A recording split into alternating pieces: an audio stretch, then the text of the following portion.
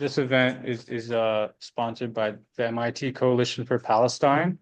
We want to give some special thanks to the faculty and staff for Palestine for putting this on, reserving the room and all of that. As you might know, the Coalition for Palestine is a group of about 16, 17 student and faculty groups who are dedicated to the liberation of Palestine. It came together last year in October. We're really happy to have Mike Albert with us. I'm going to read a little bit about who Mike is, and then we can kind of go into some questions for about maybe an hour and a half or so. And then after that, I'll kind of cut it off, and people in the audience or on Zoom, if you want to type in the chat your questions, we can do that. So Mike Albert is a radical political economist. He was MIT student body president. He's a member of the Students for a Democratic Society.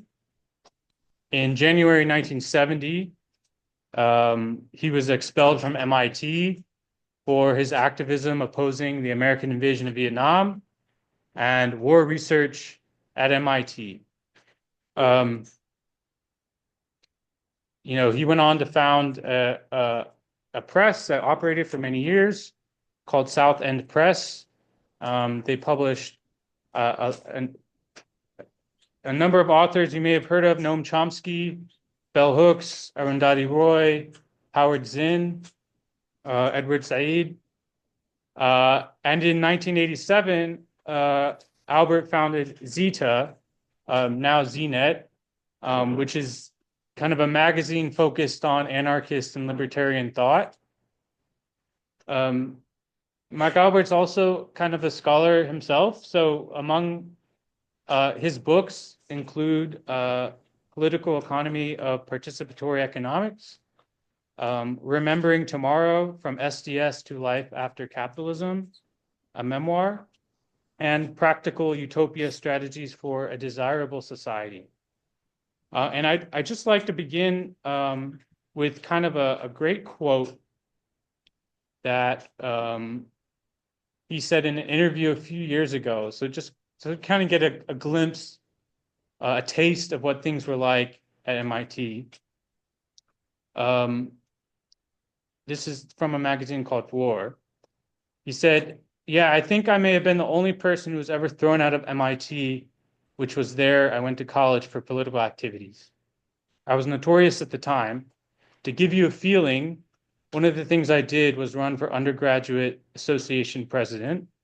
That was president of the whole student body, not just one particular year. And I ran on a surprising platform. First, no more war research. And that was a big deal at MIT because the university was built around war and technological research. We demanded a $100,000 indemnity to the Black Panther Party. Another demand was to open up the campus labs and other resources to the local community, and particularly poor and working class neighborhoods. Open admissions, real student power over campus life, no requirements. Our platform went on and on. It wasn't just uncompromising, it was wildly beyond anything anyone at MIT had ever seen in campus relations. And it wasn't what is called an educational campaign. We ran to win, and we did." So if you could all join me in welcoming Mike Albert coming, we appreciate it.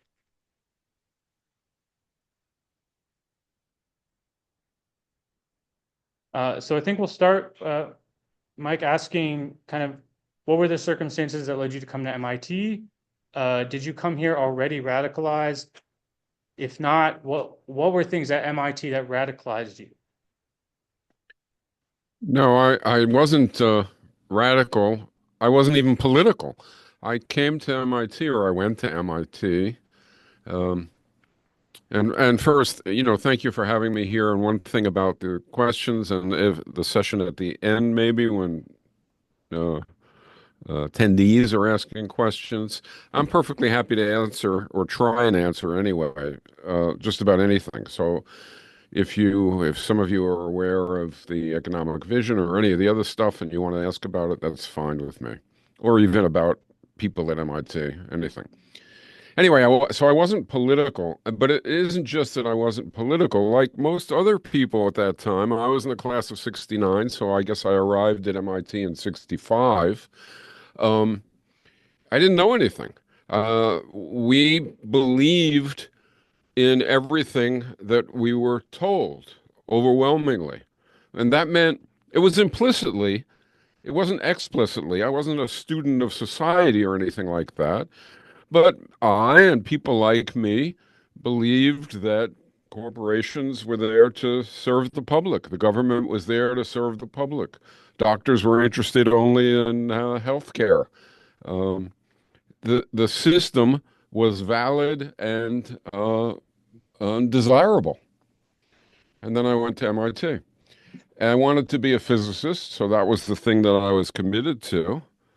And as far as becoming politicized at MIT, there are any number of stories about that. I think I'll tell you one that I don't know enough about MIT now to know how indicative it is now. But I was coming in as a freshman, and I was recruited by a fraternity, Alpha Epsilon Pi. It's probably still there. The fraternity system, there was no sororities at the time, and there weren't that many women either in the school, nothing like now. And the fraternities housed a third of the student body, a little over, because the dorms couldn't hold people, so the fraternity system was essential. So the fraternities were very serious, and API recruited me. That meant they sent somebody to New Rochelle, where I lived, over the summer after my senior year to become my friend and to um, introduce me to MIT. So I had this junior at MIT become my friend over the summer. There was some from other fraternities too, but that didn't work out. And so I go up in Rush Week. And Rush Week, I don't know what it's like now. Rush Week was something that the way I experienced it was that some fraternities wanted me to be a member. That was because I was, somewhat athletic, various things that some of them wanted. Any case, I went into AEPI and was wined and dined, literally, um, and became a member. And then in February, I think it was, we were told some things by the upper class brothers. We were told that during rush week, while we were wined and dined, lots of people were let in the front door and then led through the house and out the back door into an alley because they weren't people that the fraternity wanted. We never saw any of that.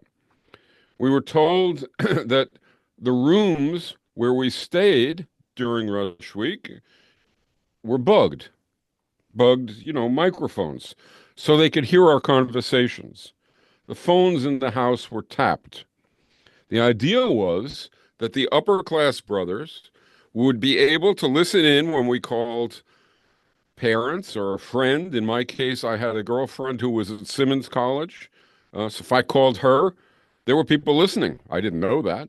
There were people listening. Why were they listening? To hear how we were reacting, how I was reacting to Rush Week, to being sought by the fraternity. If I said that there wasn't enough interest in physics the next morning, an upper class physics student would be engaging me in discussions of physics. If I said nobody plays tennis, I'd be on the tennis court. Whatever I said, they would deliver regardless of whether or not it was something that was intrinsic to the house to get the people who they were taking in. All right, so I joined. The first lesson, and these had a big impact on me, is that I didn't rebel against that. Nobody did. The fraternity was very supportive. It was a very communal place to live. It was very positive experience in many respects.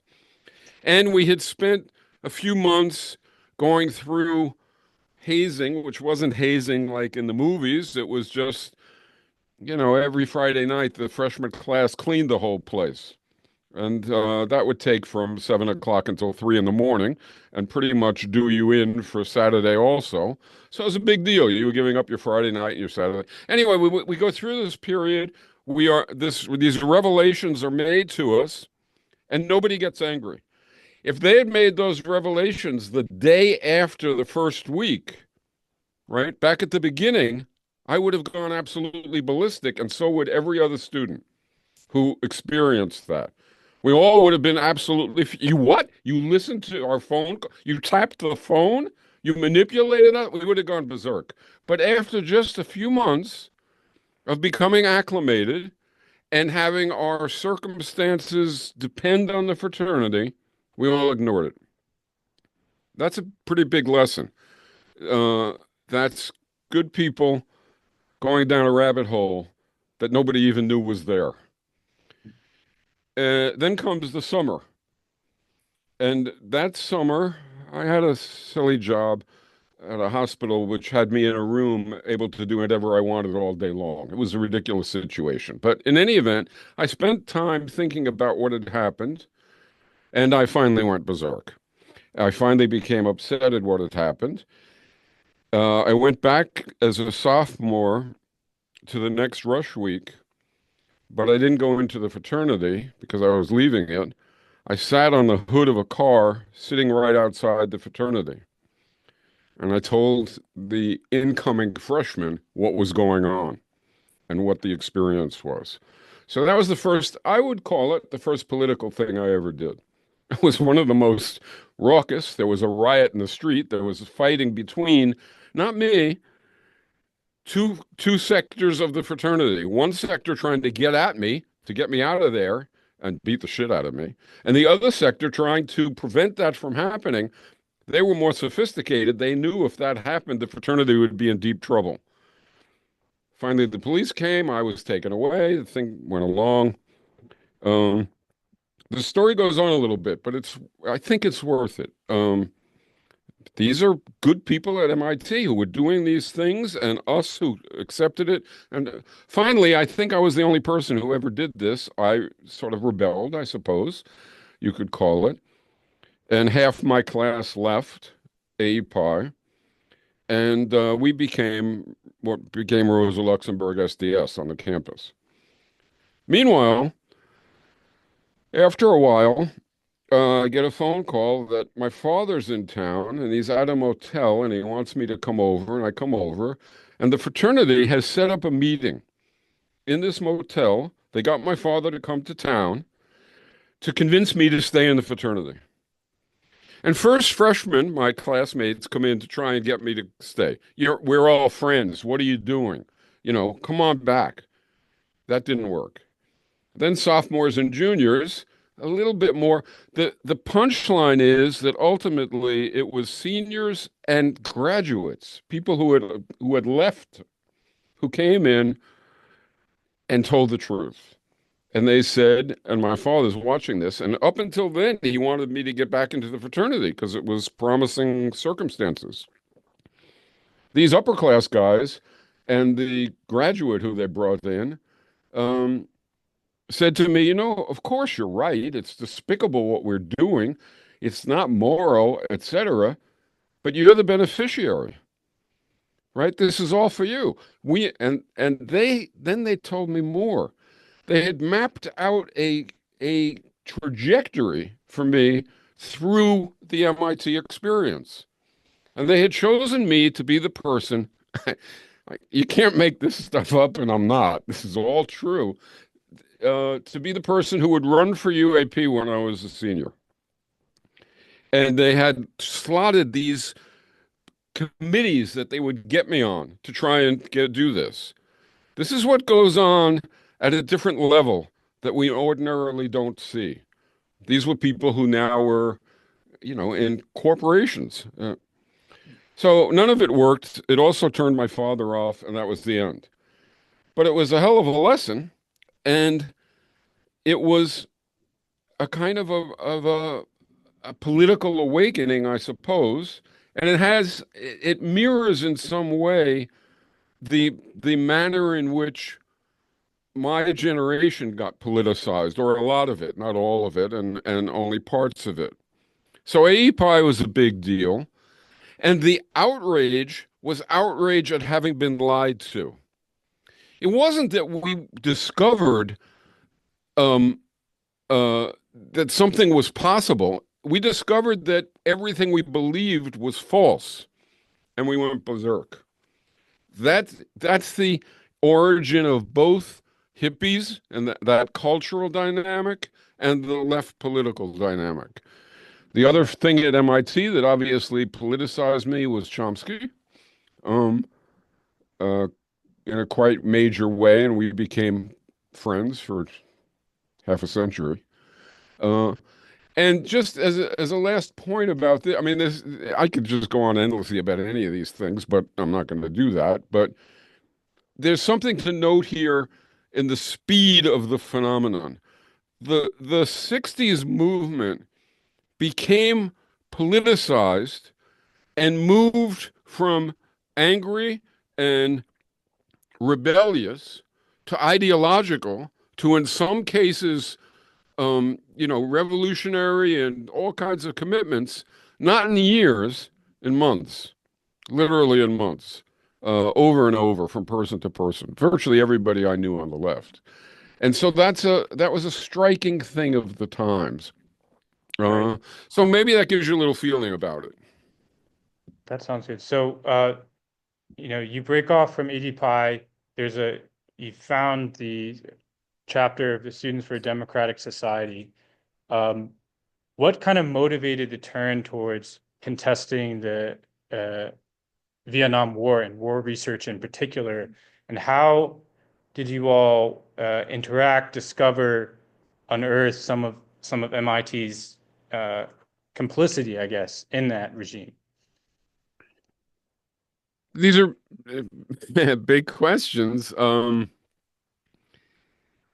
In a sense, there was a learning process about society. That's the Vietnam part of your question. And then there was a learning process, and also the civil rights movement and the women's movement, and on and on. And then there was also a learning process about MIT. So let me do that first. Here are some of the kinds of things I guess I learned about MIT. I was surprised, and your experience may be completely different. Remember, this is a long time ago. Um, I was surprised at the teaching, which I thought was pretty pathetic, honestly. I thought that in many, many classes, faculty would come in and effectively read the textbook to you instead of coming in and assuming that you pay attention to the textbook and to the curriculum and sharing with you the experience of being a researcher or of being a theorist or whatever it might be. There was none of that. It was uh, just then another dimension was the experience of liberals at MIT. Now, I would have been that had not this been the 60s, I guess. But um, the the the faculty, the officials, the administration, mostly liberal.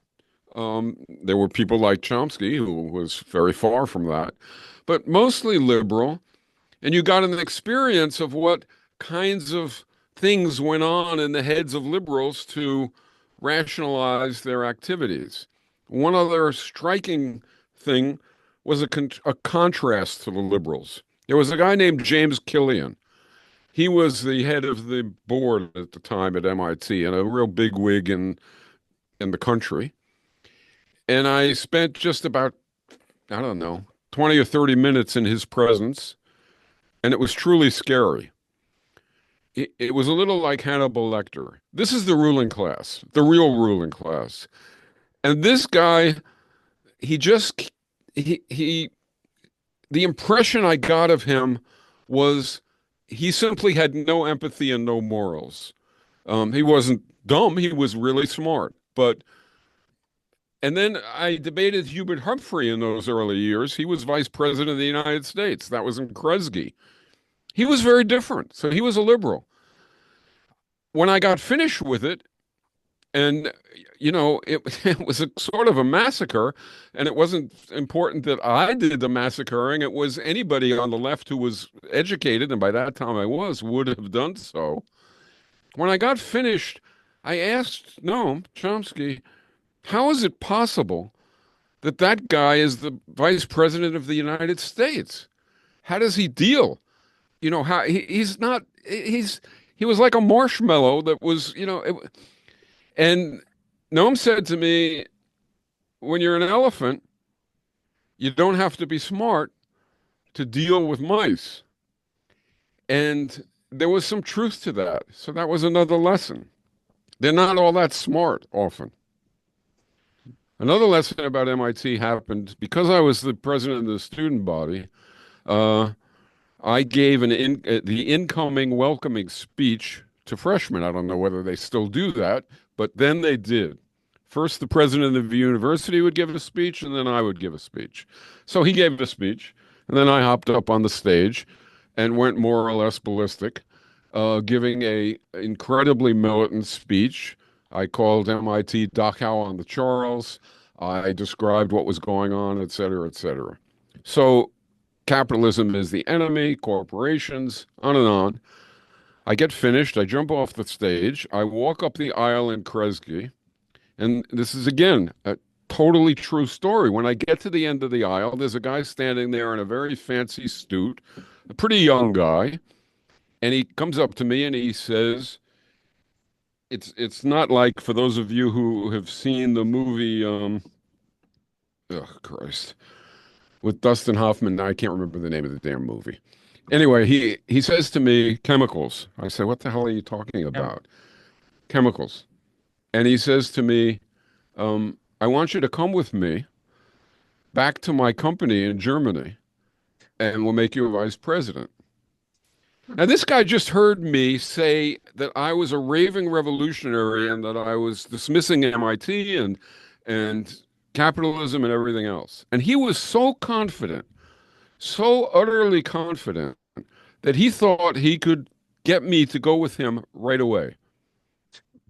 And that's how, again, like Killian, that's how, out of touch with reality, but in touch with their own seeming omniscience, these folks are. So what happened with MIT? Well, I mean, with the war, well, the war was going on. It wasn't me and the people who left AEPI who founded RLSDS. SDS existed. Um, we were a big, influx into it. Um, and the war was ever present if you were looking for it. And we had Chomsky, we had Zinn, another critical figure. He was at Boston University. And so we began to organize at MIT. And let me just tell you a little bit about that in case it's relevant to your situations and what you can do. We started with teach-ins.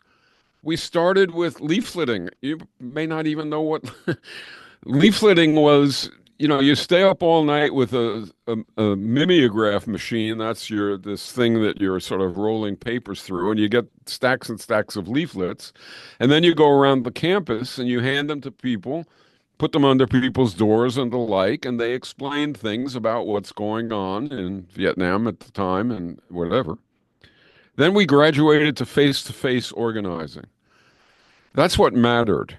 We went into the dorms, we went into the fraternities, we went, and it was directed. So RLSDS sat down and we said to ourselves, all right, what do we have to do to have a real movement on the campus? Answer, we have to reach out. Reach out to people who think we're crazy.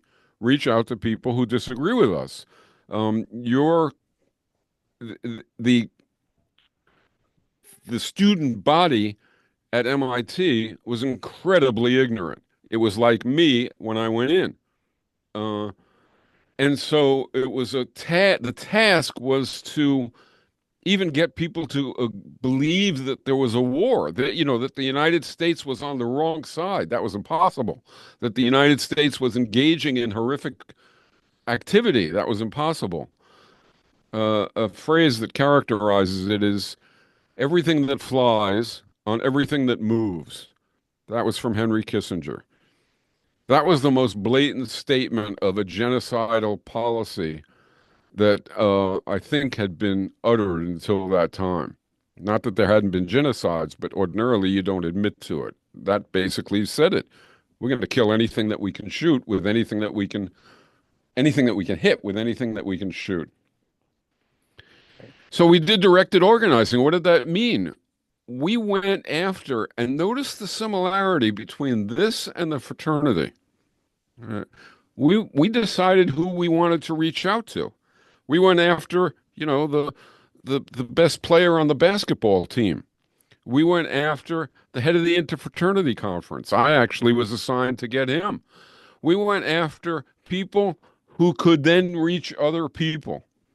And the idea was to dramatically increase our reach into the student body so that we would have a movement. When we got there in 1965, when there was an anti-war demonstration, and there were early anti-war demonstrations, even on Boston Common then, MIT students would go to throw rocks at the demonstrators.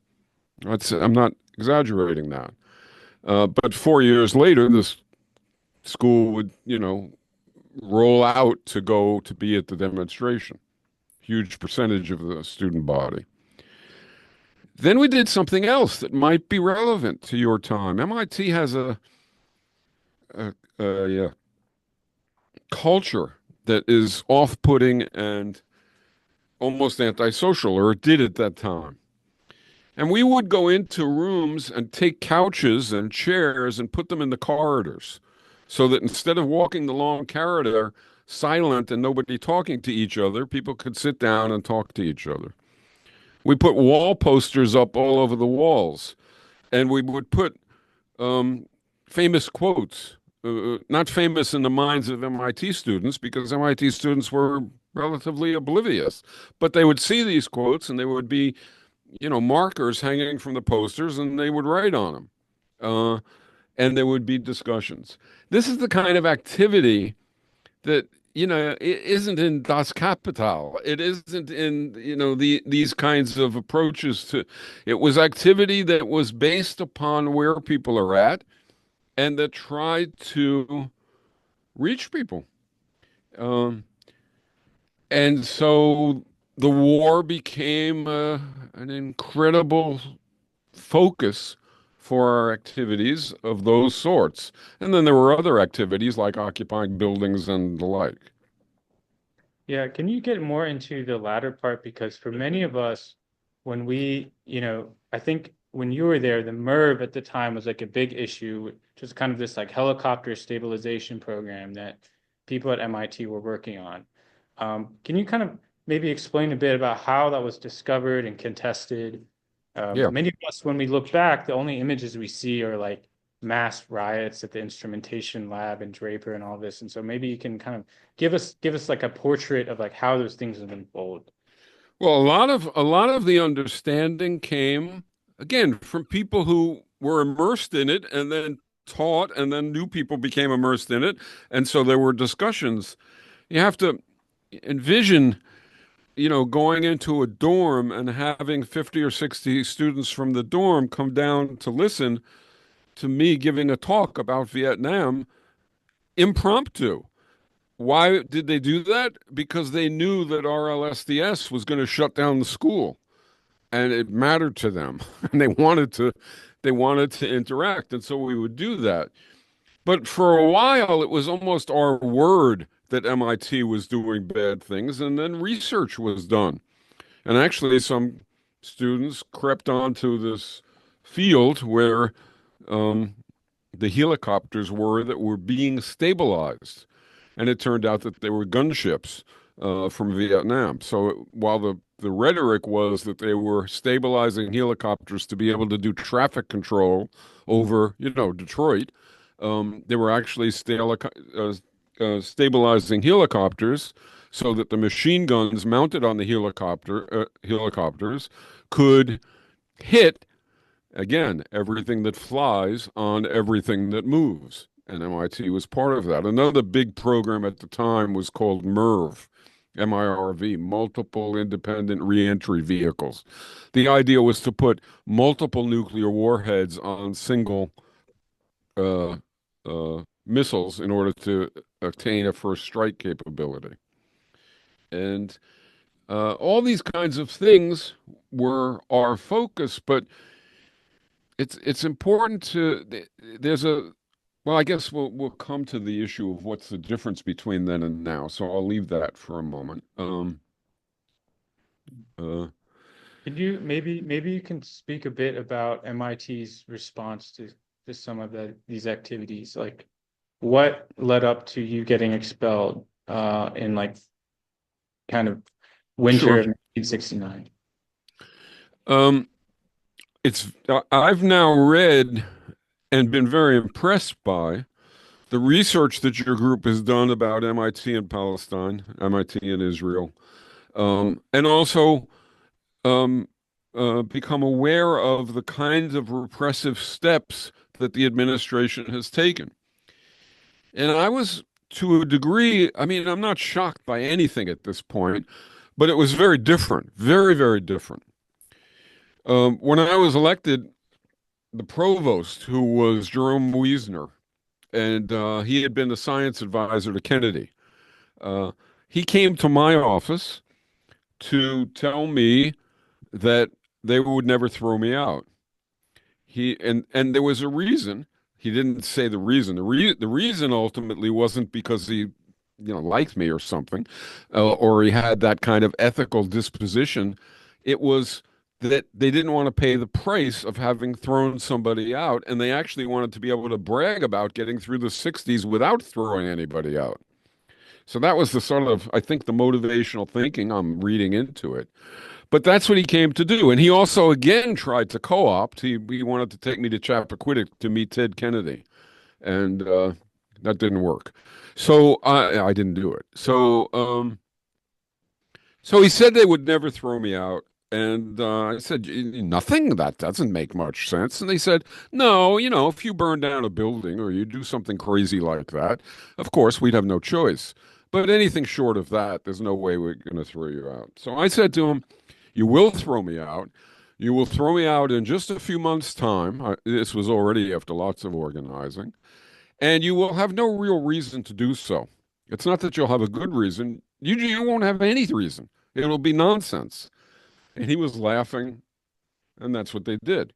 They later on threw me out because I was at the scene of a demonstration where violence occurred. Not that I did it, not that even the movement was responsible for it. So I pointed out to them at my trial that the dean of students was there and all sorts of people were there, and they were guilty of the same thing I was guilty of, being there. Didn't make any difference. That was considered a disruption of my trial, so I was charged with that. And then I was charged with something else. I don't remember what. They threw me out. To evidence that it was malevolent, the long corridor. I can't remember the room that the trial was in, but it was well past the end of the long corridor. Um, After the trial, after I was thrown out, I'm walking back toward Massachusetts Avenue, and there used to be a sort of a bank in that area, pretty far up toward Mass Avenue. By the time I got to it and went um, to get some funds with a check, they had already received the notice that they were not to deal with me. And by the time I got there, they were already whitewashing the walls wherever there was anything, associated with me on the walls. And I found out not too long after that by the time I got back to my living unit, which was off campus, MIT had called the draft board in New Rochelle to tell them that I had been thrown out in hopes that they would quickly draft me and get me out of Cambridge. So the restraint that was on them that caused them to not throw people out and to ultimately do it to me under only the most ridiculous circumstances and after the provocations way beyond anything that, you know, I, I was calling MIT Dachau and the Charles. If somebody asked me with an open mic, with everybody listening, would you burn down a library to end the war in Vietnam? I would indignantly say, not only would I do it, so would you do it, so would anybody sane do it. A library, protecting a library is not, you know, important compared to ending a war, killing a couple of million people. However, it's an insane question because, of course, burning down a library would only make it harder to end the war, not easier. But nonetheless, saying things like that and saying by any means necessary is fine, and on, things that I don't think nowadays can be said. Mayor Daley said about a demonstration coming to Chicago that we should shoot the looters to kill. He was the mayor at the time of Chicago. Shoot the looters to kill. So I wrote a piece that said, shoot the looters to kill, not a bad idea. Here are the real looters. And I went off on corporate executives and the like.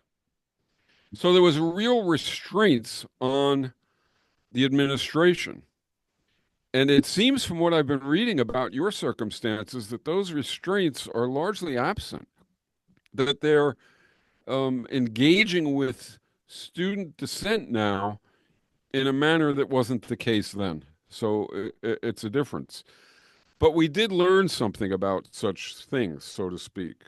Um, we learned that the way you stop repression is not that you say it's immoral or you point out its horrible attributes. It's that you create a condition in which repressing you costs them more than they gain by the pain that they cause you. I'm not sure I was clear about that. You have to create a condition in which repression doesn't help them, doesn't serve their interests. And that's what we did. And that's what people were trying to do all over the US in those days. So, for instance, you know, the MIT took out an injunction against um, the November Action Coalitions. That's the thing that went to the iLabs. And we had a meeting on the front steps of the main MIT building on Mass Avenue, and stretching out all over the place. And it was to respond to a court injunction saying that, I couldn't go on the campus, and there were about 15 of us who they were saying couldn't go on the campus. And so I stood on the top of the steps, took out the injunction, and ripped it up right in front of cameras and stuff. They couldn't do anything because what would they do? Arrest us? They would lose more than they would gain. That was if we were in Texas at that moment, we all would have been in jail and beaten to hell also, et cetera, et cetera. But in Massachusetts, there was enough support so that that wasn't possible to do. So you have to reach out. Let me just say one last point on this. By any means necessary. What does that mean? Well, a means that is not going to work is not a necessary means. It doesn't mean by any means that is warranted, by any means that if it would work would be justified. It means by any means that's necessary to actually win. And so if a means is counterproductive, it's not a necessary means. Learning that took a while, and but it's an important thing to understand, I think. With regards to that, so, I think you've written and had some criticisms, for instance, of the Weathermen. Yeah. Um, can you go more into what sort of debates were happening on campus about theories of change? Um, was this Okay. were there important divisions within SDS about this? Um, was it more complementary? Did people kind of go off, do their own thing sometimes? How kind of united was SDS at the time you were there?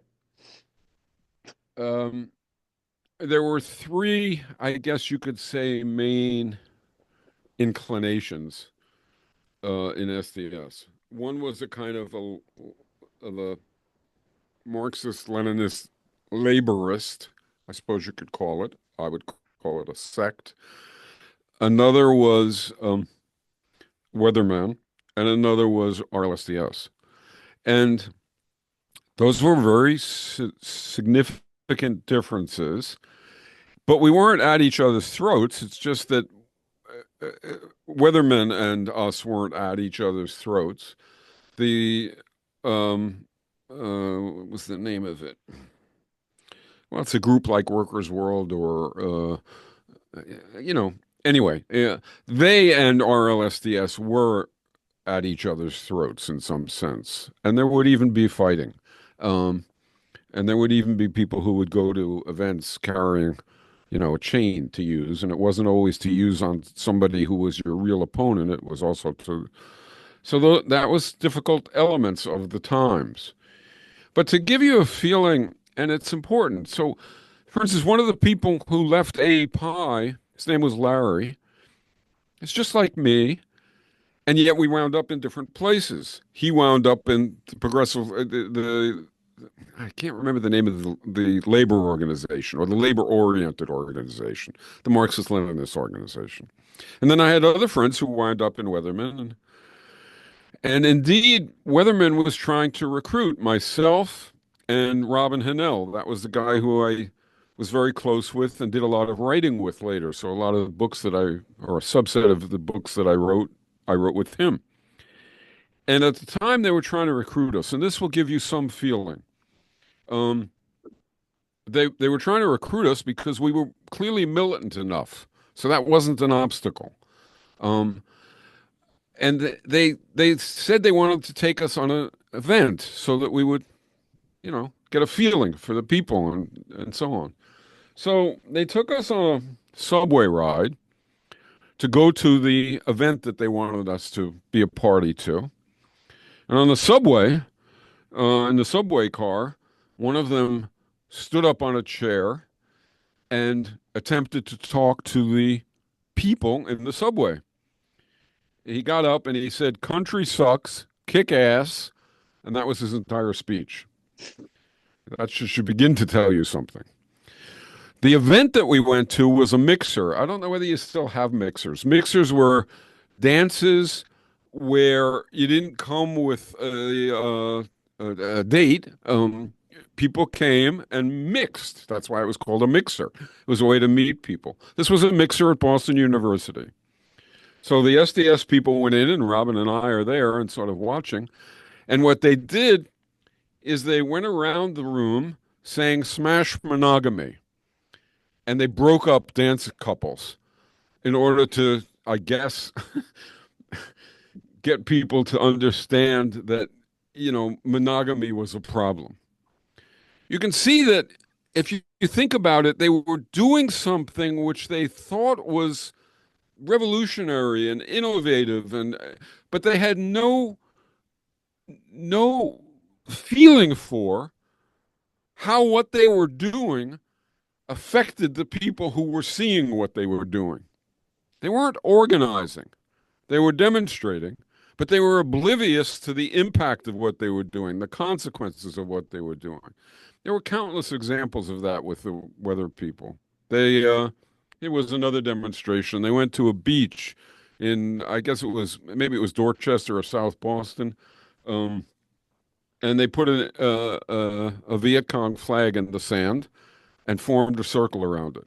Now, this beach is full of people who've lost relatives in the war and who are, even if they were anti-war, this was just ridiculous. And the weather theory here was, this is what passed for strategy among some people.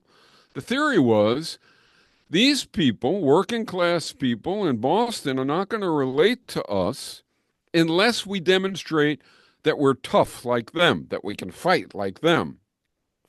All sorts of confusions already.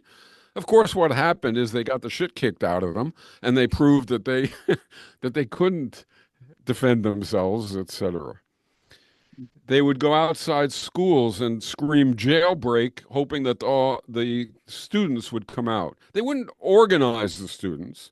They wouldn't, they would just do events and they would expect involvement without any effort at communication. That was Weatherman. We were meanwhile doing the kinds of things that I mentioned earlier. But we made plenty of mistakes also.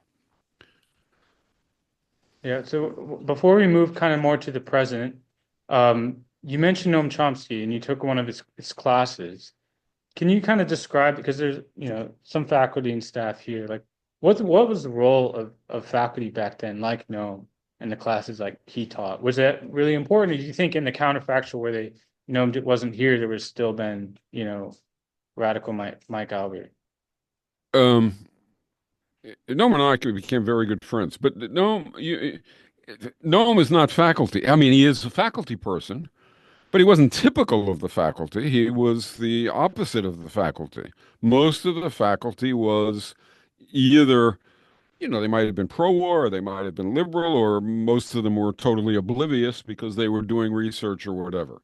And Noam was, while more productive than any of them in his discipline, linguistics, was also incredibly productive in his resistance, and that was very, very important. I mean, I can tell tons of stories about what Mom was like, and I'm perfectly happy to do it, but I don't think we should do it without, more people asking about it. Uh, I'll mention one thing. Noam didn't like to say anything about strategy. The reason he didn't like to say anything about strategy was actually the same reason that I'm a little uncomfortable speaking here at a campus where I haven't been involved in the campus in decades, lots of decades. It feels strange to me. But in any case, um, he didn't want to talk about strategy because he didn't think that he understood it well enough. And so he would talk about the roots of the war and the dynamics of the government and of the corporations and of foreign policy and so on.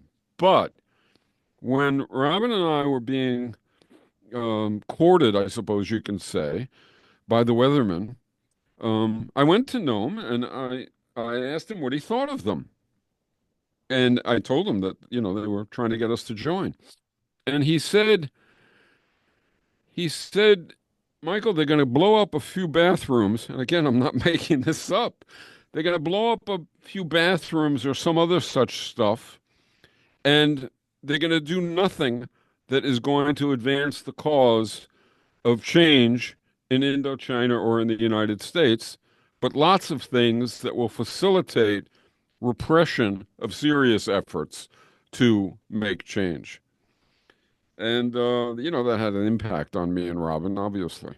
And so he was incredibly important, not just at MIT, but all over the country. Um, Let me just do one more story about him. We after school, after MIT was out, one of the things we did was called uh it was like a summer school, I suppose you could call it. It was people came from all over the place to where we were, which at the time was on the Cape, for sessions. It was called the Z Media Institute. Z was Z Magazine and then ZNet and so on. And people would come and talk about vision and strategy and so on and so forth. It would last around 8 to 10 days. And each time we did it, Noam would come for a couple of days and people would relate and interact with him and other faculty, not faculty, other leftists from all sorts of different places would come also. And uh, he would it's hard to. I'll leave it in case people want to ask more questions about him. Suffice it to say, when I was at MIT, I mean, you're all there now. You've probably met people who you regard as incredibly intelligent, let's say, and capable. You've probably met some faculty that strike you that way. When I was there were two people. One was a physicist. God. Stephen Weinberg. who is one of the foremost physicists of, I guess, the 20th century, and Noam, who stood out, just compared to everybody else, like, the top tennis player compares to the 50th tennis player, and likewise in other domains. Um, there are differences in people's capacities. A lot of leftists like to think, well, everybody is just the same. It's not true. Everybody is more than capable of being creative and living a full life, et cetera, et cetera. But not everybody can be Michael Jordan, and not everybody can be Adele, and not everybody can be Chomsky. And that's just the way it is. And it's not a problem. It means life is a lot richer and more diverse than if we were all just identical. Um, Can I ask I now? don't know. I hope I'm answering questions in a useful way. I have no idea. This is very difficult because I can't really see you. I know I can see a little screen on which there are people, but I can't sort of, um, get a feeling for what's working and what isn't, and what I should do more of and what I should do less of. So I'll just Well, do what why I don't can. we move more to the contemporary time, right? So you mentioned that you think that our circumstances now is as campus activists and people expressing dissent and trying to enact change is different than it was in the 60s. Maybe you can elaborate more. You mentioned that Sure. repression seems to be stronger now. It's not just that. Yeah, that was one thing. But let's be clear. I was talking about MIT. Meanwhile, the Black Panthers are being shot to to death, right? And so are other leftists. It depended where you were, etc. But um, I think the biggest difference was you could divide the at least among students and young people, you could divide the total universe of people to address into those in the counterculture, those who are political, and those who are avoiding both, let's call it. And nowadays, there is no counterculture remotely like what existed then. Music mattered then. Uh, if I had to list the people who impacted my life, um, Noam is high, a couple others are high, and Bob Dylan is right up there with them. So and I never knew him or anything. His words. The counterculture was very important, and what it meant was when we were reaching out to organize, we could reach out to a constituency of people who are already halfway to us, or even three-quarters of the way to us, because of the counterculture. They already had, burned their bridges with existing normal society. And so that was a very different kind of a situation. And the other difference is the the the task with most people was to overcome misconceptions, to overcome belief in the system, to demonstrate, that was fundamental. Whereas now I think more fundamental is to overcome cynicism. That existed then too. But the extent of which people are alienated from the possibility of anything positive and cynical is now primary, whereas then it was very substantial, but arguably not primary. So that's a difference. There are things that are quite similar, however. The the nature of the system against which uh, resistance is directed is quite similar. It's still patriarchal, capitalist, racist, and authoritarian. Not only that, in the current moment, uh, all of that is, of course, on the march, a la Trump, and not just in the United States, but elsewhere too. And all the discussions of how the hell that happened, most of them I get sort of upset at because most of the time leftists and or liberals look to blame and look at everything except themselves. And it seems to me that my generation, this is going to be hard for me to talk about,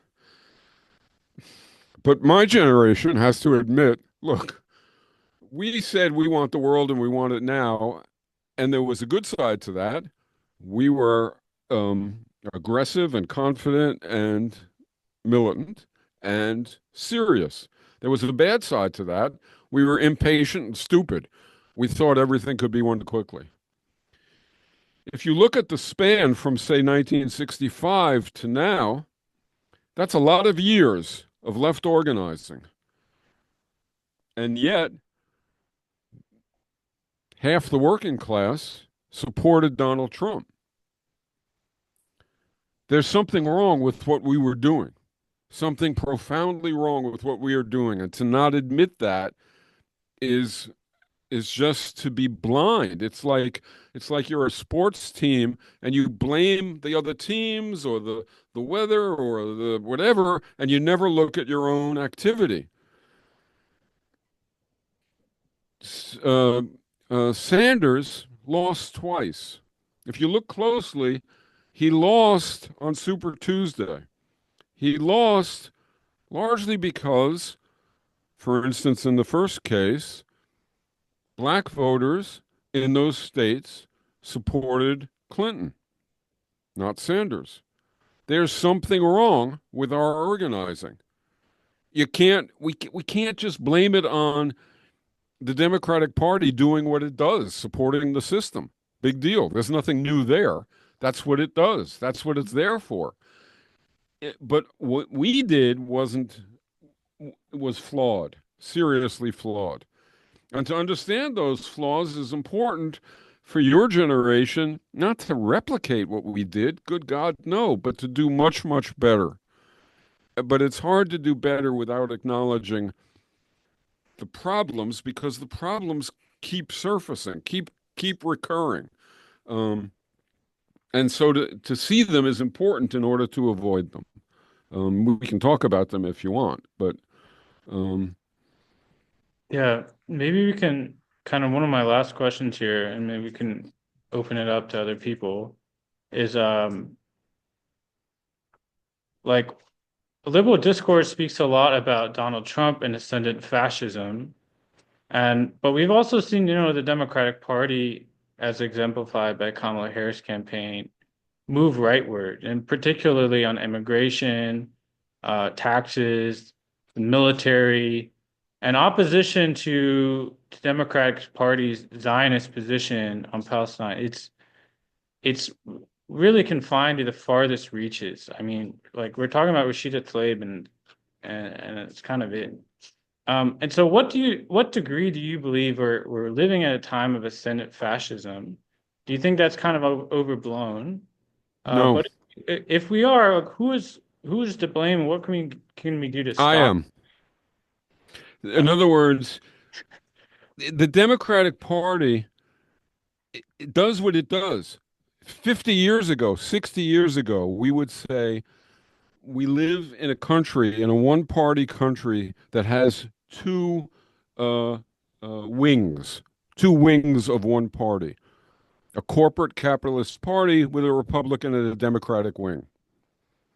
And so, and both those wings were devoted to, were some exceptions, but not very many, about reproducing the system or pushing it a bit further to the right, a bit further in conservative directions, or reproducing it. There's nothing new in that observation. That's that's been a staple of the left for 60 years. The to blame the Democratic Party, not that the Democratic Party's characteristics and behavior aren't part of the problem. They are, of course. But it's like blaming a tree for not being able to move. The Democratic Party does what it does. In the elections that happened, there were two, even going back as far as Clinton and Trump. There were two phenomena that were essentially original in the US. One was Sanders.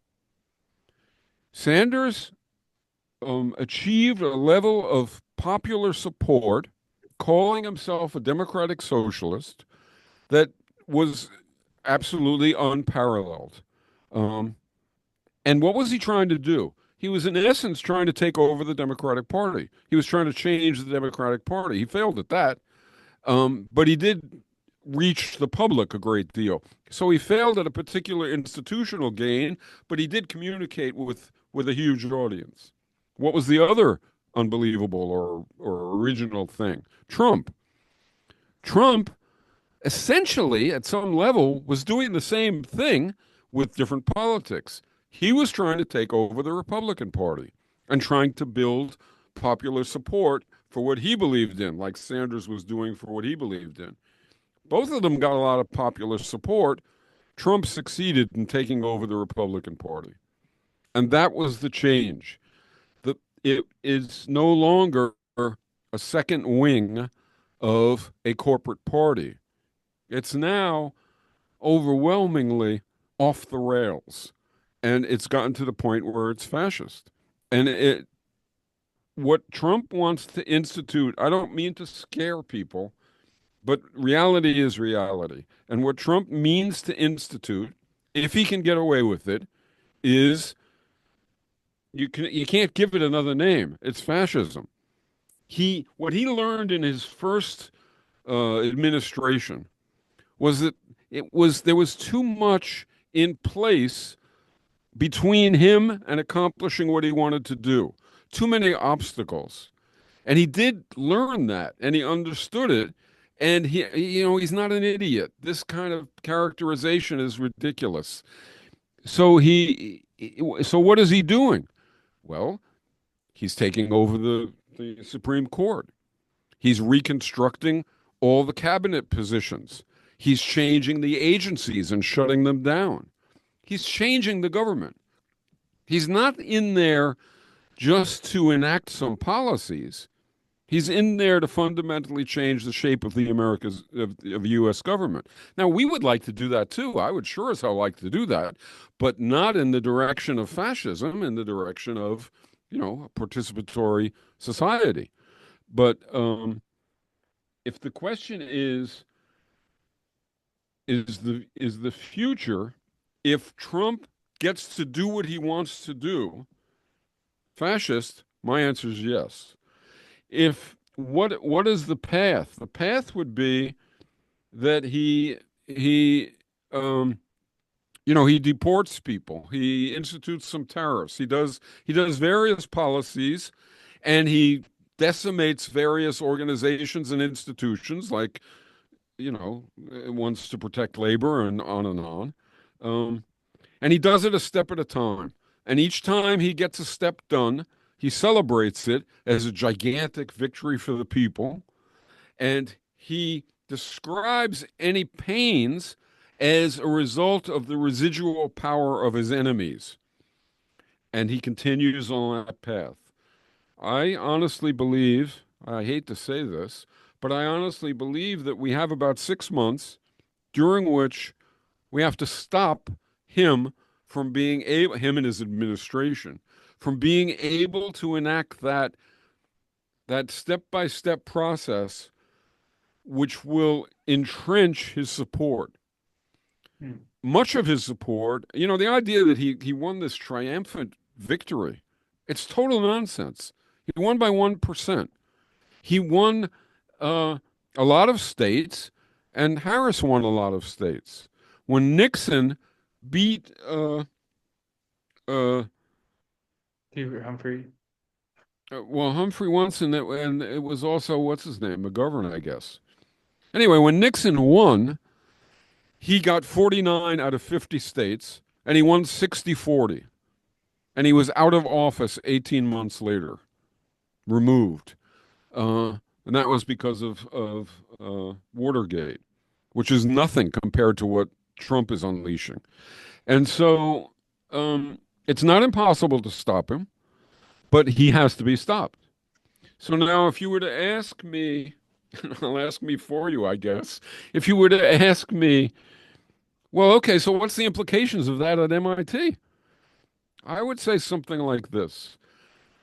The way you win, as compared to just demonstrating, just being visible, just expressing oneself, is you raise costs for the elements that can institute what you want. In this particular case, so let's say you want to give another example, let's say you want to get rid of MIT support for Israel and you want to get MIT to be supporting a ceasefire and whatever other combination of demands you might put forward. Well, how do you win that? You have to create a situation in which the powers that are in position to implement the demands that you want implemented are going to be more hurt by not implementing them than by implementing them. You have to raise costs for them, social costs for them, that cause them to change their tune. And that's what was going on during Vietnam. What constitutes a cost? I don't mean a cost like, they have to clean up after you when you do a demonstration and there's a lot of, not that kind of cost.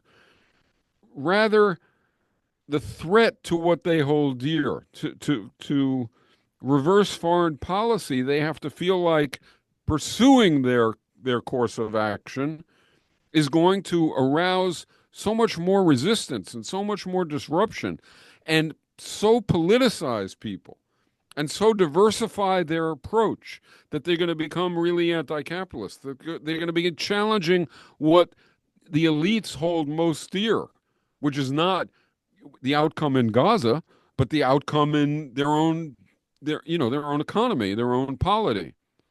So that's what's necessary. So what kind of activity? Well, you're already, I mean, students now, the encampments were incredibly good. They were hugely valuable. I'll make one more analogy to the 60s. In the 60s, we did at MIT what was called a sanctuary. Now, you can do that in the next few months for people who are prepared to be deported. We were doing sanctuary for GIs who were going AWOL because they had become anti-war. So we did a sanctuary at MIT, a guy named Mike O'Connor, and we housed him in the student union. I think it was different then than it is now, but in there. And we attracted people to support him and to protect him against being arrested. And there were, at the height of it, easily 1,000 people in the area outside the student union and between the student union and Kresge and spilling all over the place. There were people coming from New York. Look up the Living newspaper. I mean, the Living Theater, sorry. Um, they came up from New York. Various activists came from all over the place. And what was most important about this event, at least to my thinking, and honestly, Noam and I had both opposed embarking on it before it happened because we thought it would fail, and we were dead wrong. And then we both, supported it as much as we could, which was endlessly, once it was enacted to do it. Anyway, what was most important? It was that it was really early on, and yet a kind of a high point, I think, for organizing at MIT. And that was because it wasn't just politics. It wasn't dry politics, interpersonally hostile politics, boring politics, et cetera, et cetera.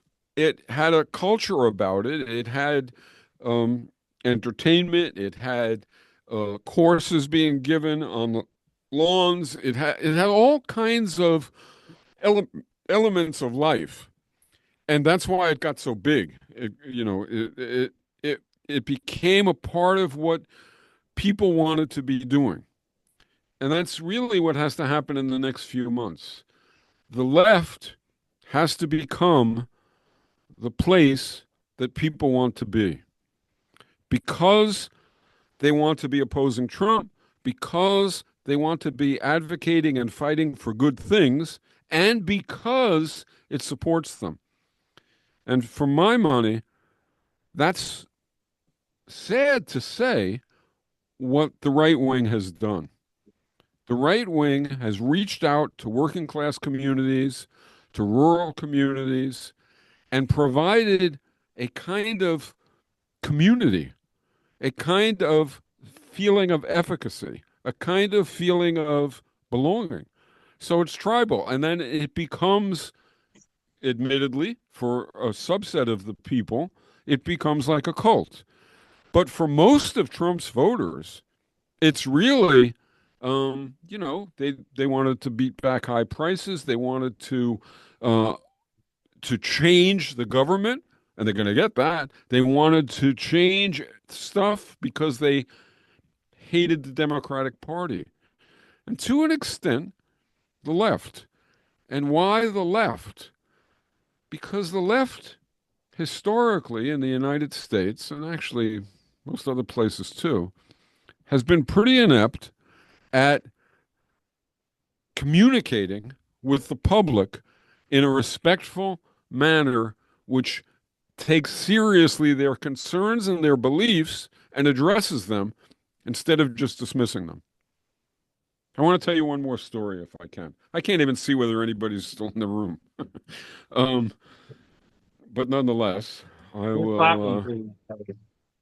All right. So, um, years back, I was giving a talk at a college in Pennsylvania.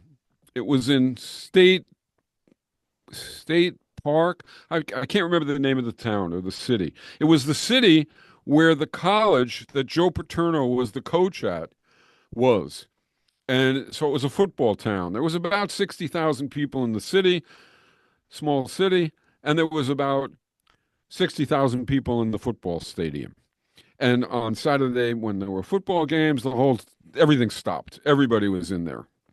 So I'm at this school to give a talk, and there's a lot of people in the room. There's maybe 400 people in the room. And before it starts, I'm sort of having a conversation with the audience before I'm giving this talk. And I asked people, how many of you have been to a football game? And a handful of people raised their hand, a handful among 400 people. And if there was any other, there's no other constituency on that campus that I could have asked that question, and it wouldn't have been at least 80% and probably 95% of the people would have raised their hands. It was only the left on the campus that had created an identity such that they didn't go to football games. And then I mentioned to them that I came past a huge sports bar walking from the motel where they had me staying to the place where I was talking. And I said, I looked in, it's a huge place. There are clearly all these people inside, including a lot of very big people, athletes, obviously, but lots of other people. And I said, how many of you have gone in there to talk to people about the political situation in the world, about whatever issues you're most concerned about? And this was back during the turmoil in Iraq. And they were laughing. They thought that was pretty funny. They thought that was so absurd that it was humorous. And then I probably didn't make any friends because I said, look, if you think that's funny and totally ridiculous, you should go to the beach because you're not radical. You're certainly not revolutionary. Those are the people who you have to reach. That's the community of people. It doesn't do any good for you to be more and more radical, more and more knowledgeable, more and more eloquent, if you're not going to communicate with the people who can make up and compose a movement and lead a movement in which you participate and which wins change. And, I think that's valid, and it may still be valid. I don't honestly know. A thing to ask yourself is, to what extent, I mean, I've been very impressed, like by the research I mentioned that I saw that the movement at MIT had done, and by the number of groups that exist. And I'm sure there would be other things that I would be very, very impressed by were I to be aware of them and to, be able to see them. But I have a question, which is the extent to which that wonderful set of people who has lots of consciousness and awareness and understanding has been able to communicate with the rest of the campus so as to get the bulk of the campus, the great majority of the campus, to be in favor of change. Not just around the war in the Mideast, because that does have a widespread, after all, it's fucking genocide, right? It's not a high bar to get people to oppose genocide, but to get people to be in favor of the other things that I presume people in the room are in favor of, like, say, really dealing with patriarchy or really dealing with racism or really dealing with class division and class rule and profit seeking, not to mention that, MIT is one of those places that is complicit in uh, a process that is essentially worldwide suicide, meaning the continued exploitation of fossil fuels at the expense of everything that lives. And, that's what the meeting has to broaden out. So, to bring that part to an end, the response to Trump has to be not just resistance to Trump, but resistance to Trump that learns how and is capable of and does reach out to people who voted for Harris, to people who voted for Trump, and that convenes, call it, a widespread resistance, a resistance that crosses lots of lines and that becomes powerful enough to not only stop Trump, but then to move on, because stopping Trump does include Democrats winning in 2 years and 4 years, but it doesn't include the left becoming Democratic Party. It's just that that would happen. And so it's building a left that can then also fight against the Democratic Party's administration, because that's what will have to happen in order to keep going forward. All of that is possible, but it's not possible if we don't. And, I'm not preaching to you from a position of saying, well, I've done this. Why can't you? We didn't do it, right? We failed on these scores. We reached a huge segment of the public, but we didn't build the capacity to change institutions significantly enough. And so the net result of us was you face Trump, right? I'm sorry about that. Well, thank you so much for giving those answers. I want to open it up to people. If you're on Zoom, Yeah. you want to type in your question, or if you want to say it now, and I'll repeat it for him so he hears it. Yeah, I'll see it.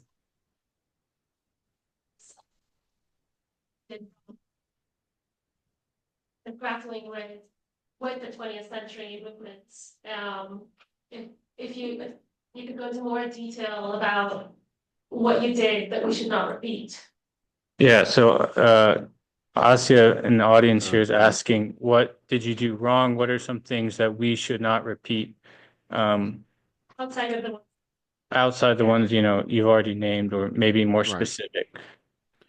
I think, okay, so there was a slogan back then, dare to struggle, dare to win. Came out of China. And, we would all repeat it. And then I started to think about it and I thought, I don't get it. Dare to struggle? Okay, I understand that. You have to dare to step outside what was supposed to be your future. You have to dare to face the possibility of repression or loss. But what the hell does dare to win mean? Why would one have to dare to win? One would rush to win. And I realized that there was some wisdom lurking here.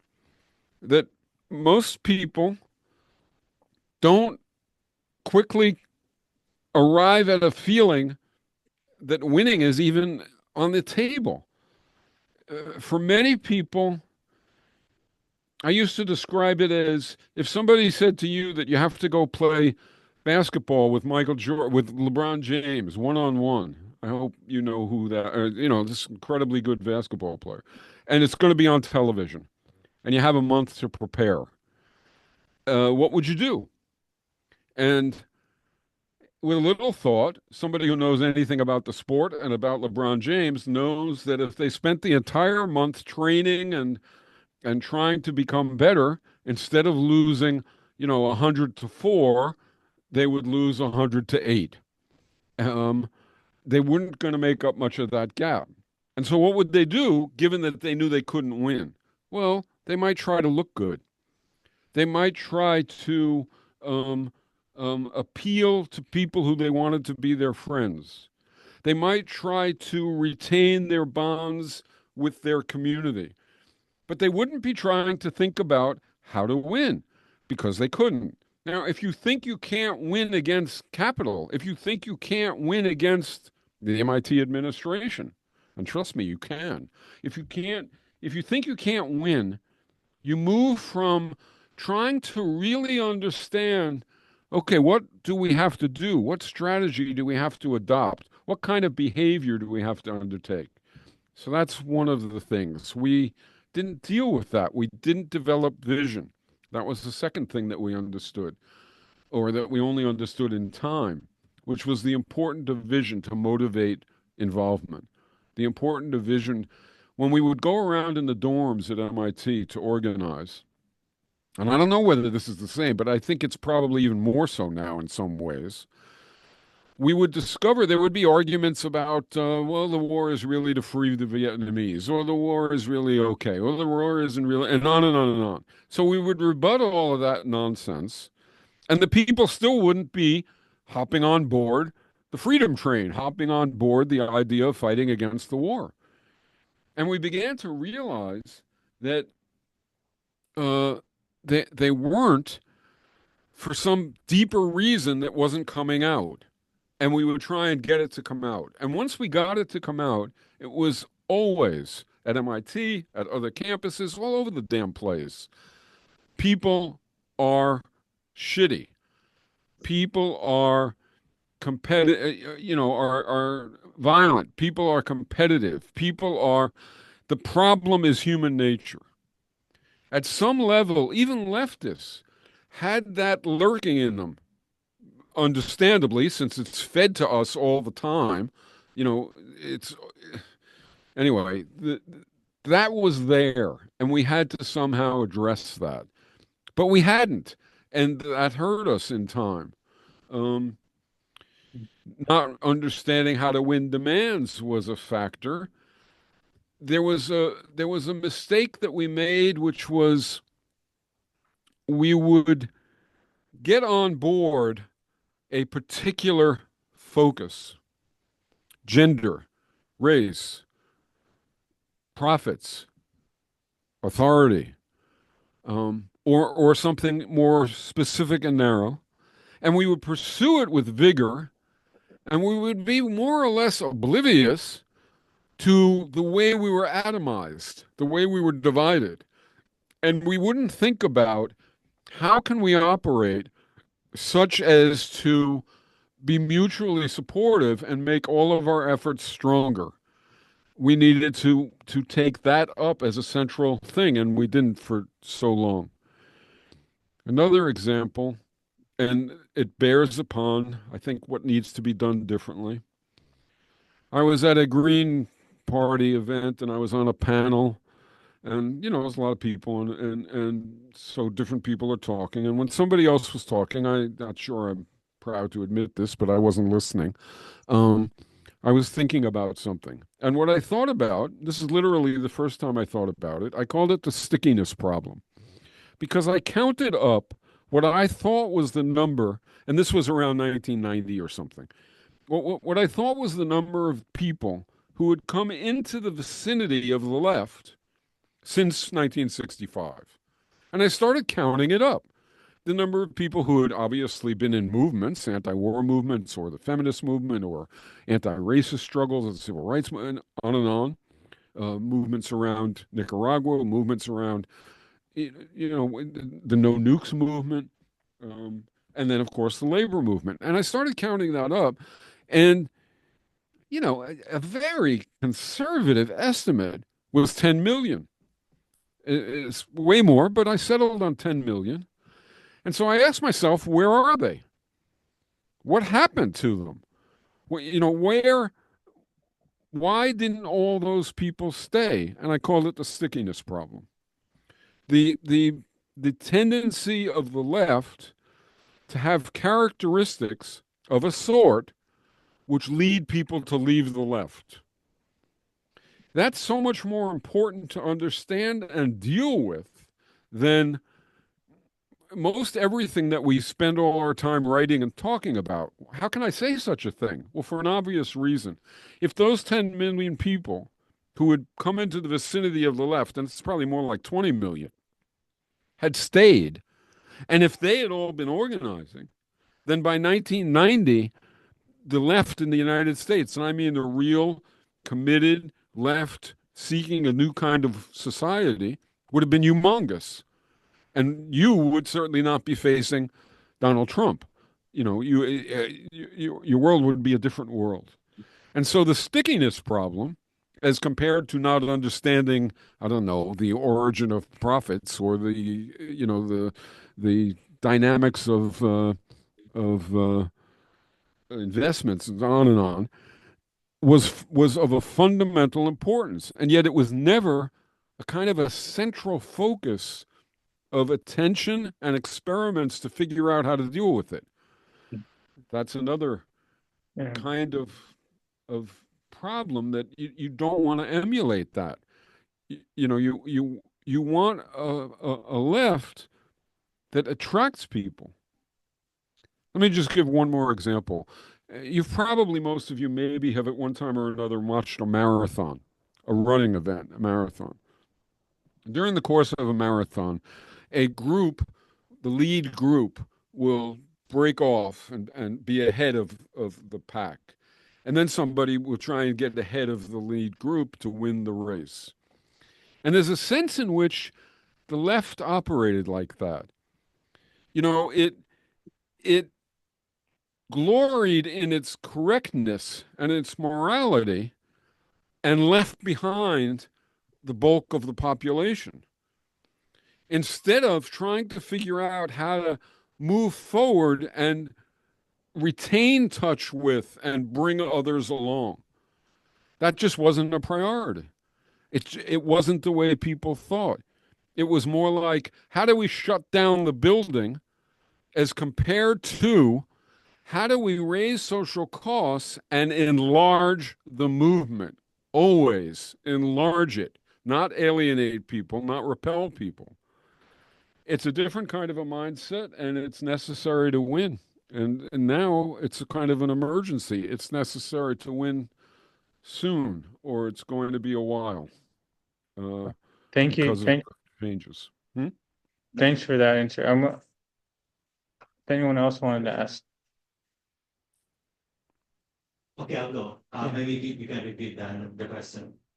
I hear loud and clear the suggestion of involving more people and being more attractive. But that also means compromise. And one thing that is usually compromised in attracting other people is language, for example, right?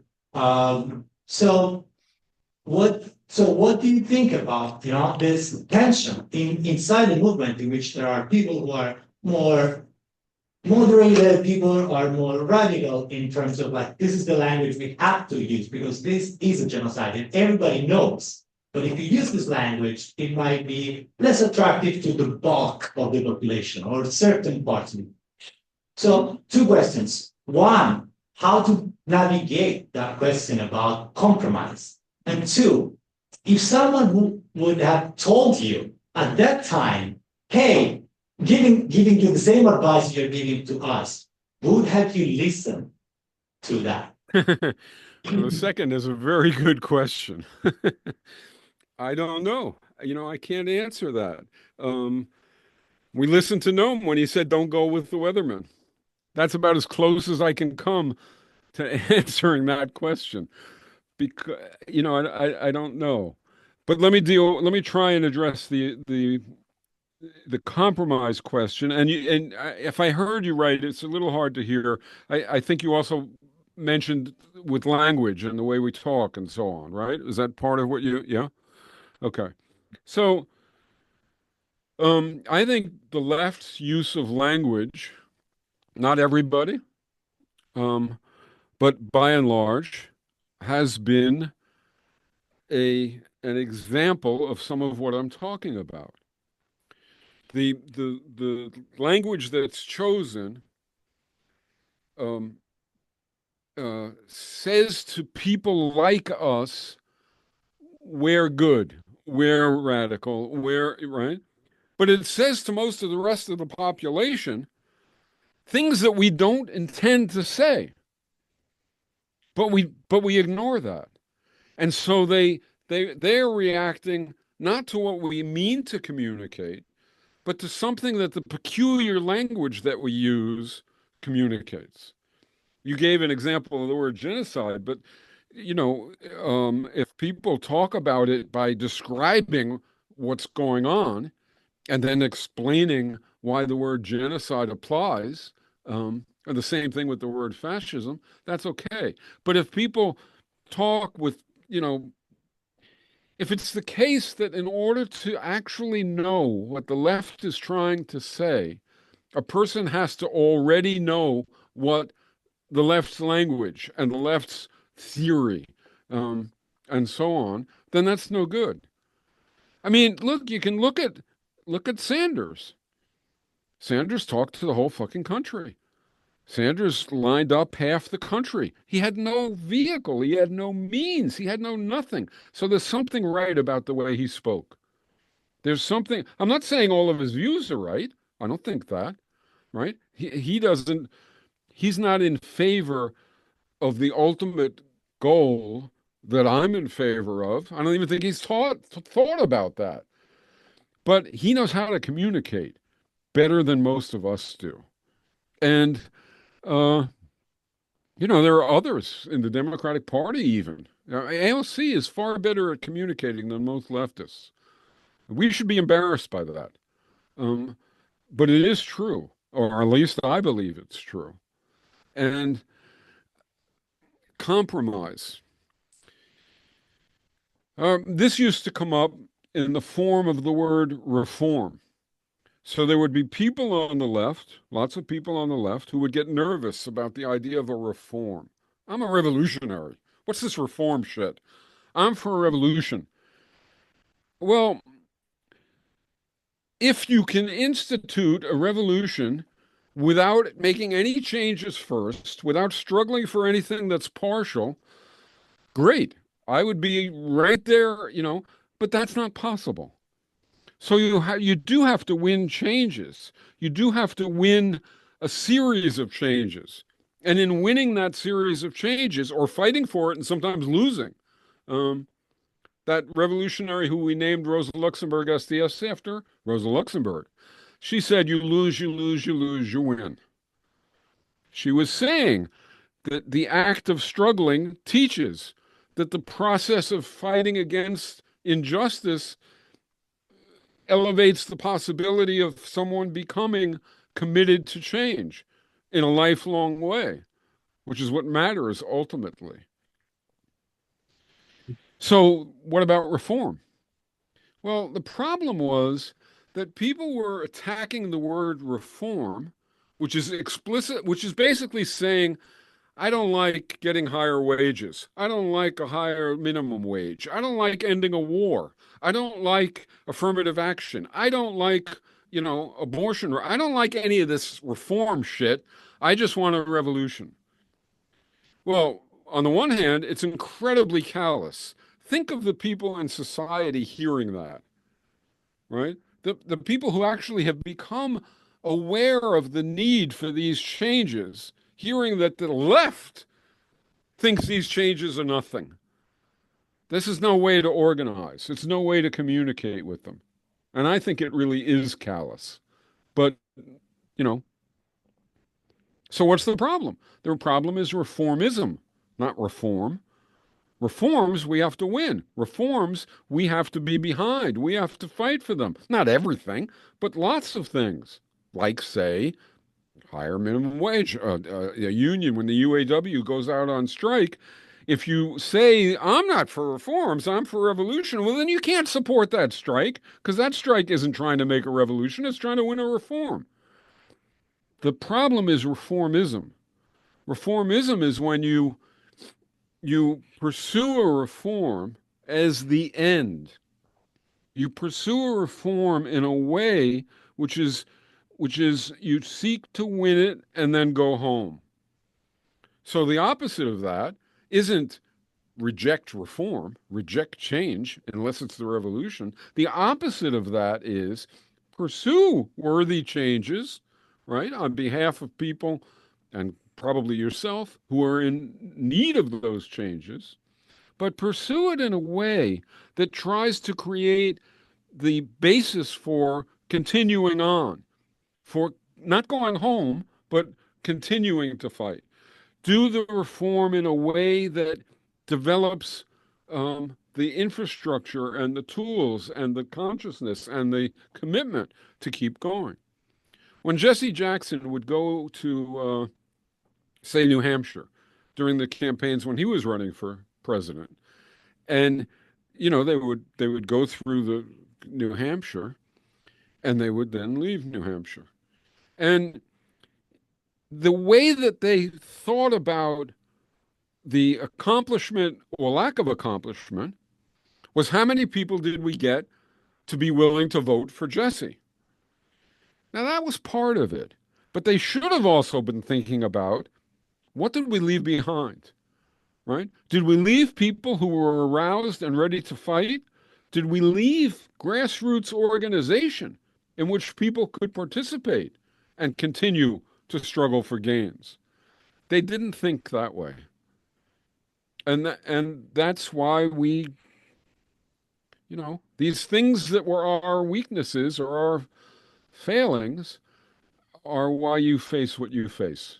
And if you've got to do better, and it's a serious problem. I mean, it's not, you can't just sidestep the manner in which sincere, committed, courageous efforts can go wrong. You have to prevent them from going wrong. Great, thank you very much for that. We have about 15 minutes left, so I want to open it. I had a question about like the sustainment of the United States. And I was kind of like, especially like looking at like Israel right now, watching how Israeli society and Israel as a country is like derailing, and like I don't see like it existing like the near like in the future and whatnot, just of like how it's going down and whatnot because of like the violence that is being committed and also like the violence that it was founded upon. And I think that especially like watching the United States like as an empire and watching the type of like violence that the United States has committed not only like outside of the country, but also like inside of the country, it also has made me like question like the trajectory and like safety like that the US empire like has like kind of like constructed around its citizens, specifically like middle upper class Americans, and how like that type of safety that's being created is like not sustainable, in my opinion. And I was just like wondering, like, because a lot of like in a lot of like liberal and leftist discourse, there's always like a conversation of wanting to like find different ways to like protect the US empire, but like at the end of the day, as long as that violence continues to be perpetuated overseas and also inside of the country, I don't think that there's any benefit in like kind of like sustaining it. So my first question is kind of like, where do you see the US empire, like where do you see the trajectory of the US empire kind of going? And my second question is also regarding conversations surrounding class in the United States, because I think that especially like watching the election, you had a lot of people of color, like in general, historically have supported the Democratic Party. But the Democratic Party is also like very classist and very imperialist and also very violent to like people of color, even despite the fact that they continue to support the party. And I was just wondering why in the United States, like conversations surrounding like class are far less talked about and like kind of conversations of race are more talked about, but it's kind of being like capitalized over by like liberals to like sustain the system. So I was just wondering, those are kind of like my two questions. Like I was just wondering your take on this. I'm not sure I got all that. I hope I did. The essential one part was the trajectory of American empire, and the other part was the whole issue of class in the United States and in general. And I'm not going to spend too long on the first part, except to say, you know, I don't know for sure, but I do know this, that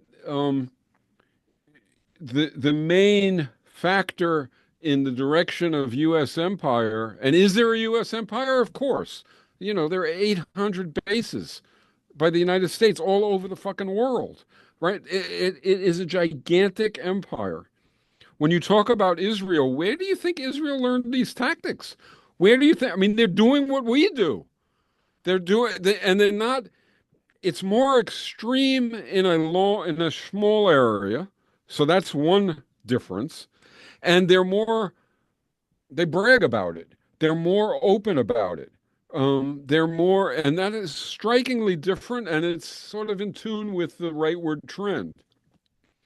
But as far as the scale of the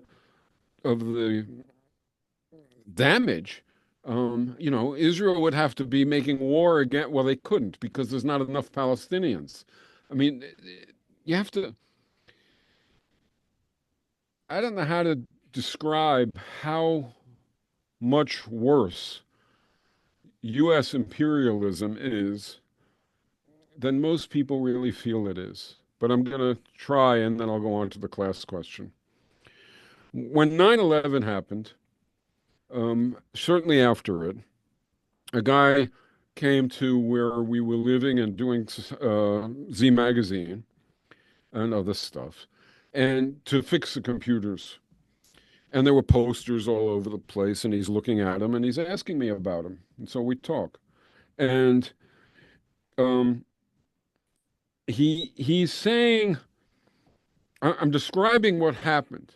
I'm describing how all of the aid organization in Afghanistan, all of the institutions that were on the ground and had any correlation with, you know, civilized thought. I don't even want to use that word. Humane concerns. Were saying if the U.S. bombs, it will disrupt the growing season and it will kill 2 or 3 million Afghan citizens from starvation. And I said, and of course we did it. So the issue isn't, was the prediction right? The issue is, with that prediction generally agreed by all the aid organizations, we went ahead and did it anyway. And I tried to explain to him that as he goes out the door in the morning, and if there's an ant on his doorstep and he steps on it, he doesn't feel any concern about that. I was virtually certain that if we could have had, a spy on the wall looking at the discussions in the United States about what to do after 9/11, there was rhetoric about America and about the number of people who died and so on and so forth. And there was zero, I don't mean a little, I mean zero attention to the consequences of any policy choice for the Afghan people. They just didn't count, which is like what's going on in the Mideast, right? Where what Israel is doing is only explicable if the well-being of Palestinians just doesn't count. They're vermin. They're to be exterminated.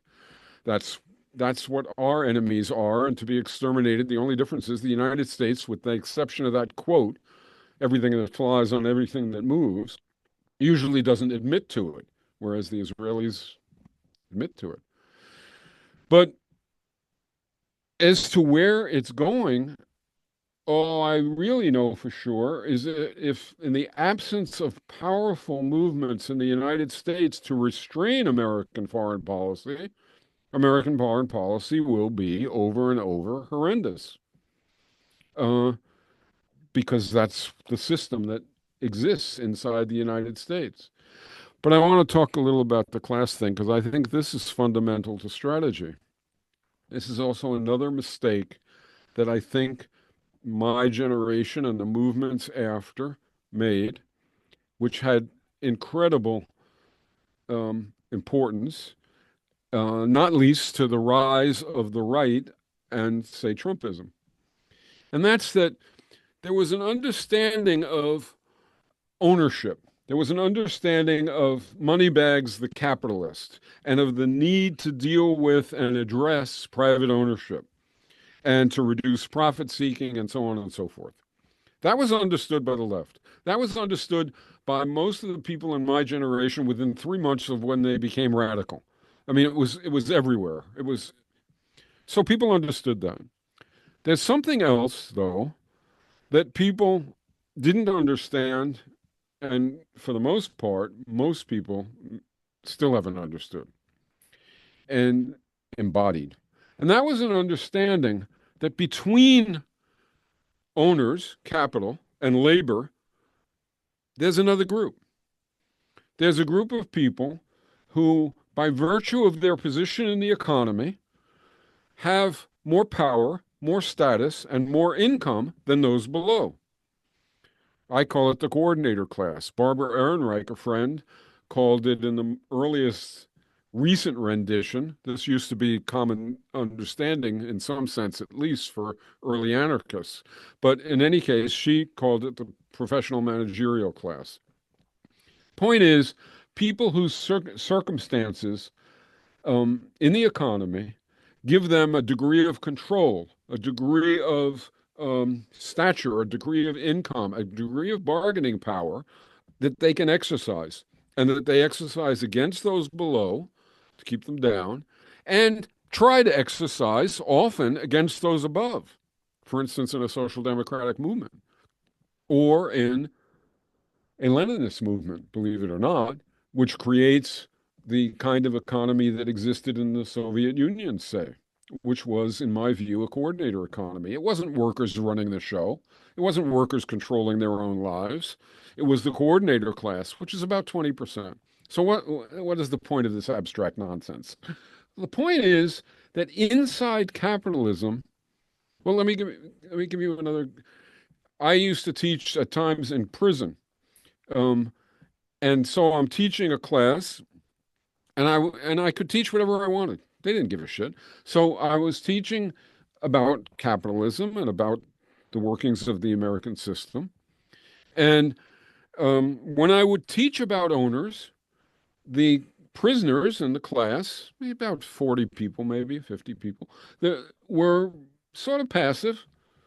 They knew everything, right? I wasn't saying something, I could phrase it in ways that they didn't phrase it. That's that problem of language. But they knew that the owners profited. I mean, they knew all that. But they didn't very much excite them. They didn't seem to get, which took me a little by surprise.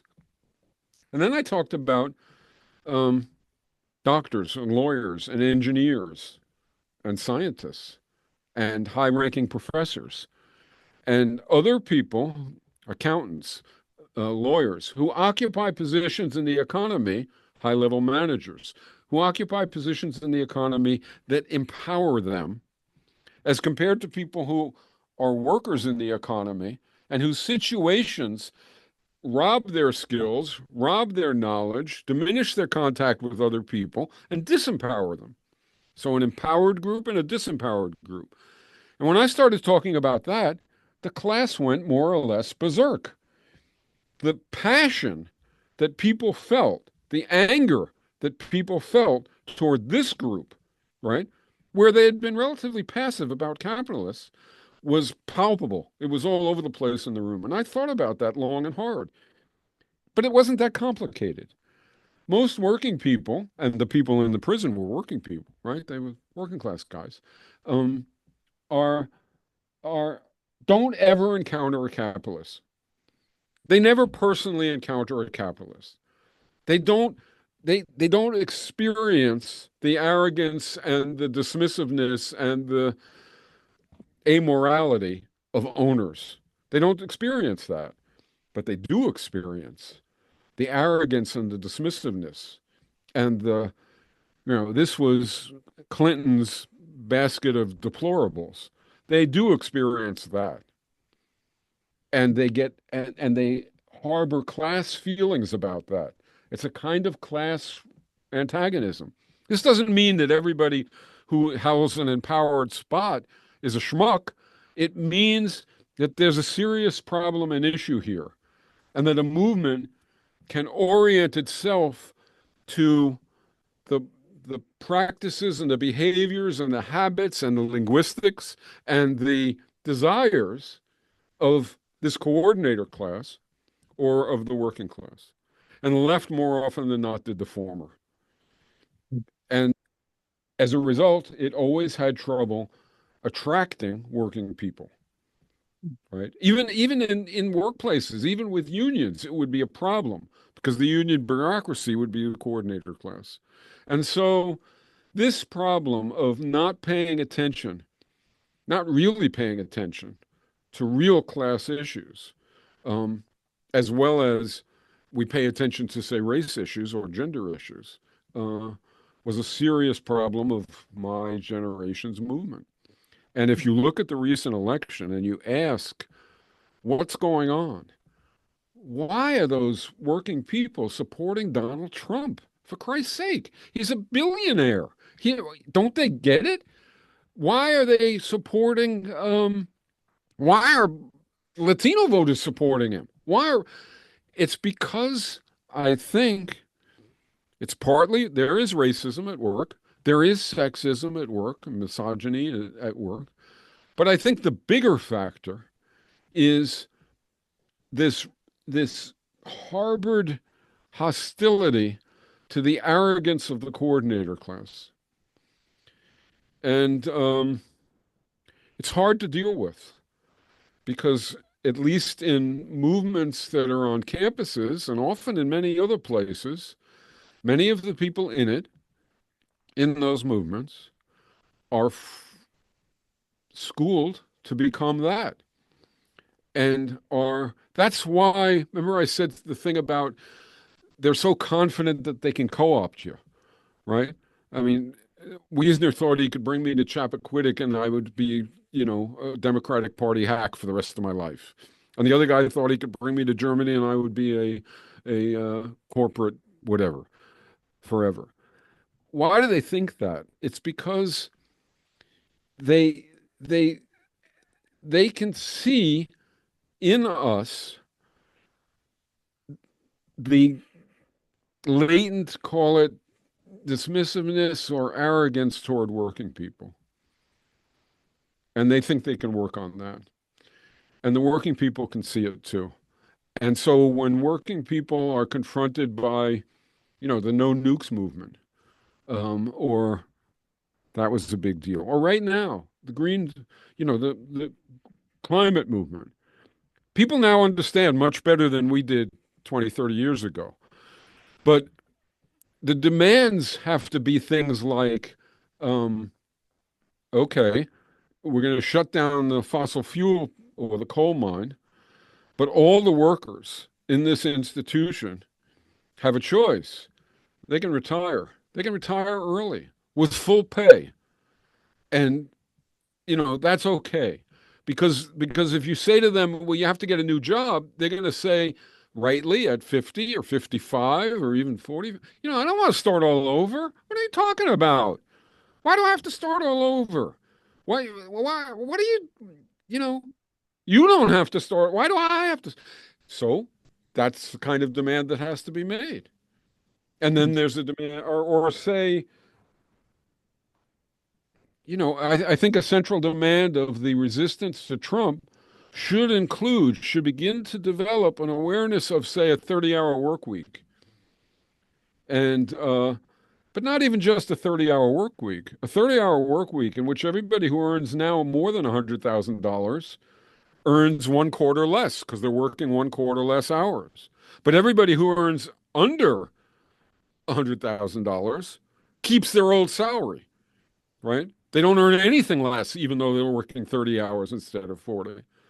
Those are demands where you're paying attention to the actual circumstances of the people who you're making a demand around, as compared to you just paying attention to, am I radical or not? I mean, I hate to sound that way, but it's true. Well, thank you very much for that. Uh, we appreciate everything. So we can. Uh, let me, let me just say one thing if I can. I'm going to give you my email address. Yeah, we can write it on the board. I have it in Okay. mind. I could write it on the board here. So If it's SYSOP, SYSOP. What the hell is that? Well, that's because way back when I did my email address, system operator, and I was operating the system that, Z was producing. Okay, so SYSOP at zmag.org is my email address. And I would welcome receiving email from any of you, all of you, whoever wants to write, commenting or asking questions. And I reply to all email. And so if there's anything that I may ever be of any ability to help with, I'd be happy to try and do it. My main focus is actually economic vision, alternative to capitalism. So if people have any contact with any of that and want to address any of that, okay. And I hope you'll take a look at znetwork.org. That's the continuation of the system that we created ages ago, which was Z Magazine and ZNet and ZMI and so on, znetwork.org. I'm no longer working there. I help, but I'm not working there. But it's a good place to look for things, for content that's in the ballpark of the kinds of things that I've been trying to convey, as well as lots of vision and strategy. well, thank you very much, Michael. We appreciate it a lot. Okay. I hope it can be useful for, efforts here. All right, we're going to sign off now. Okay.